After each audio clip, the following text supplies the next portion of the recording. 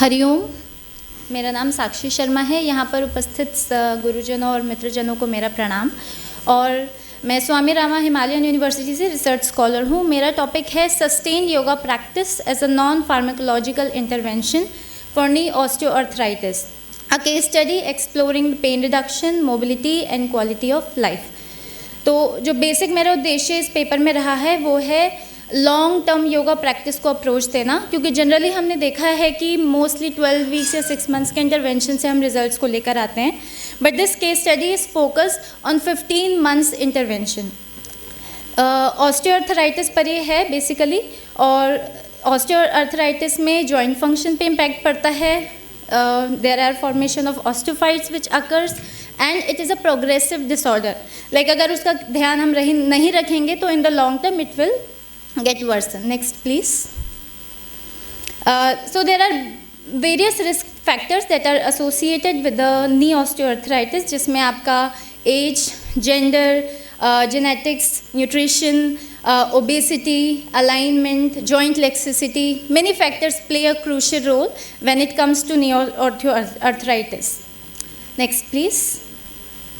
अब हम बात करते हैं केस की जिस पर मैंने ये काम किया है।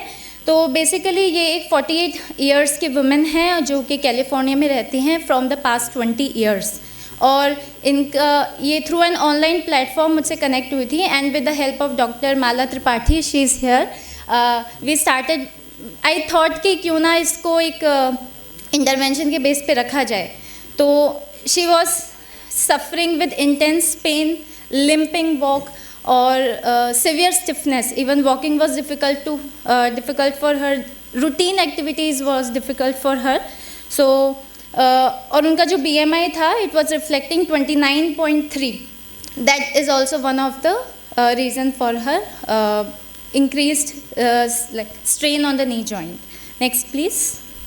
So what we decided, first of all, next on the initial assessment हमने जो लिया वो था वोमेक्स को, जो कि अर्थराइटिस इंडेक्स को मेजर करता है, western Ontario McMaster universities arthritis index.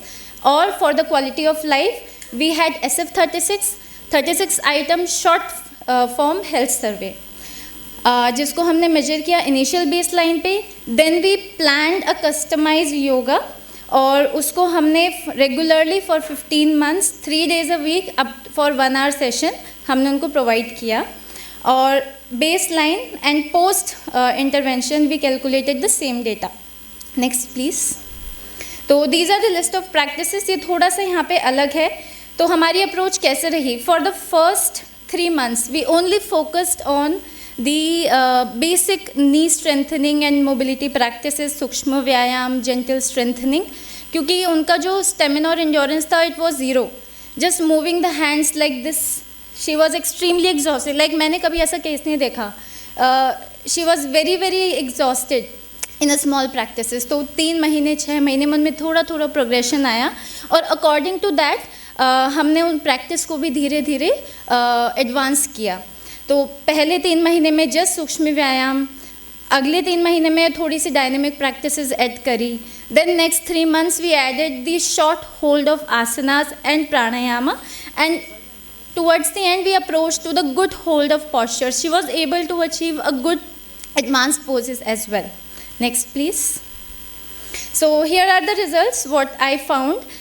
उनका वोमेक्स score which was initially 62.5%, it dropped down to 11.45%, जहाँ पे उनके पेन 12 to 2, स्टिफनेस 7 to 1 और फिजिकल फंक्शनिंग 41 to 7 में ड्रॉप हुआ। Surprisingly we didn't expect, but उनका जो BMI था from the range of 29.3 that was overweight, it came down to 22.3 which was a normal. Then the quality of life के 8 parameters SF 36 major करता है, जहाँ पर physical functioning, role limitations due to physical and emotional health, energy, emotional wellbeing, social functioning, pain and general health, all of the parameters of the quality of life were drastically improved. Next please. So here are the conclusion. First of all, there was a significant increase in the strength and flexibility. There was improved reduction in the pain and the functioning of the entire lower body in the knee health, and the normal BMI ranges from normal ranges to normal from the scale of overweight. Next, please. There was enhanced quality of life, improved mood. उन्हें रात भर नींद नहीं आती थी. Like she used to go to bed at 11 but couldn't sleep by 1 or 2 o'clock. But she could really find it good sleep quality after her practice. And her social interaction, her sense of confidence, it was improved, and she was able to wear what she wanted to. Continue proceeding, please. So, as a conclusion, yoga is definitely a non-pharmacological intervention जिसमें कम से कम खर्चे के साथ आप maximum outputs ले सकते हो, and it addresses all the parameters. It's not just only focusing on the particular, that was the my goal. I did not want to only focus upon the knee. I wanted to focus upon entire physical functioning. That's why the practices of upper body strengthening was also included in the case. Next, please.